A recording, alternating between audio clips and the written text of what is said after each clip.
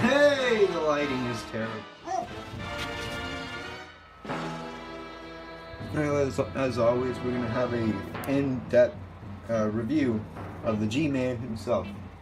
I don't have the usual gloves. I'm out of supply, but I'm sure I'll get some soon.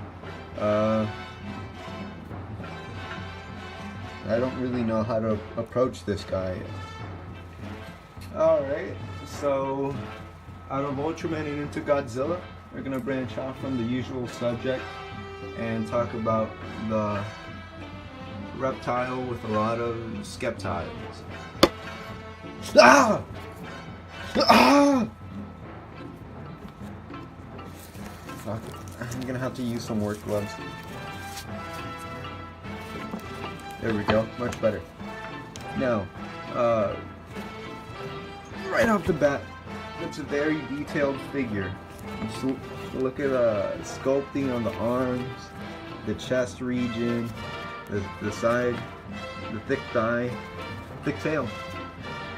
Even the further ends of the tail look quite alright. Oh, right. Higher note, Jolt Cola. I'm sponsoring them, not out of money, but out of respect. Jolt Cola is my official drink of the channel. Very paid, gratis. Alright. Anyways, back to the sculpting. The spikes are very nicely detailed, just like in the movie where he's swimming underneath the boats. His head is a bit underwhelming, actually. The jaw doesn't open up a lot. The eyes are kind of painted grossly, especially with the yellow smudge on the side, but he's alright. The front looks good. The feet, however, Jesus Christ. Looks like a couponer's foot. It looks like the type of foot that would ask for the manager inside of a Dollar General. Ooh. Anyways, the hands, the fingers have no articulation like the last figure that I'll review next time. The fingers squeeze up and down, but then again, that's Burning Godzilla. Burning Godzilla can do anything. But back to this type of Godzilla. The elbow articulation is pretty good, actually. It could swivel, it could pivot, along with the shoulders. I think it's a ball joint. When I first saw it, I thought it was just up and down, but when I actually got to move it, it was actually very good.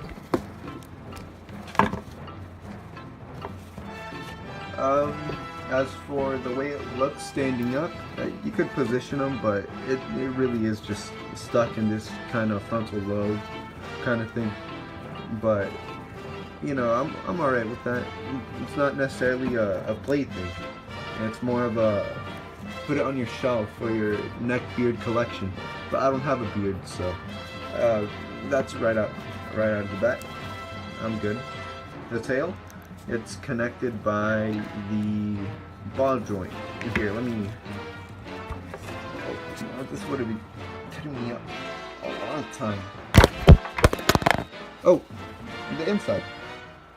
The ball joint is actually not connected to the torso in any way, shape, or form. It's kind of like a joystick. But I don't know. Actually, yeah, that works even better. It's always the left knee that's always the stiffest, while this one's way too loose. It's like the nightmare of the Goldilocks ratio, where there's no in between. It's just either it's too loose or it's too tight. Yeah. Anyways, again, very good detail. I like the back. It just looks like a crocodile, but you know, badass.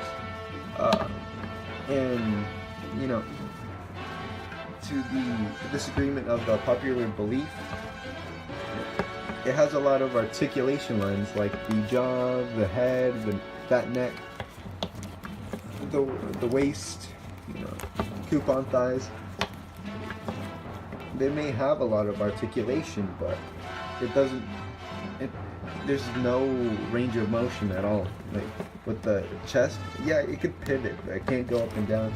Along with the head, not that well articulation, but then again, it's not a toy, it's a collector figure. It's a figurine, it's a statue. Statues aren't meant to be played with. But, yeah. He appeared in, oh fuck. This reincarnation of Godzilla appeared in 2014, back when I was a freshman in, I don't want to say the school's name. Yeah, I went to see this movie, but I didn't have a ride or money. Well, actually I did have the money, but nobody had time to take me, so that was out of the picture. So I had to wait for YouTube clips. But anyways, that's the American way. But I didn't have a ride at the moment.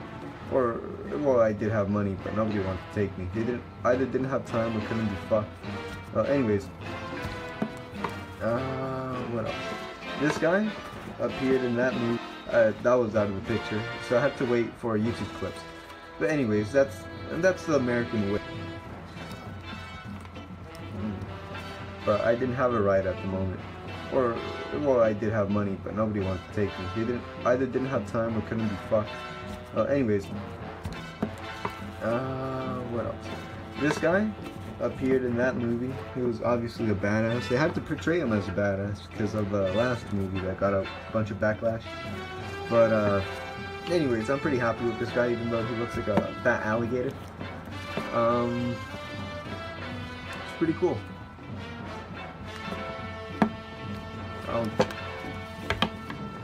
I'll give him 3 out of 5. 3 out of 5. Yeah. And I'll give him a 3 out of 5 because, I mean, he's a statue. He isn't a toy. He's a statue. But he's marketed as a toy because of the articulation and stuff. Or at least that's what I believe. But there's no articulation. It's completely deceiving. It's against the American dream of this figure. But anyways, yeah, I'll still give him a good 100. Here's the video. The next one I'm gonna review is probably this guy or Telestone if I could find him.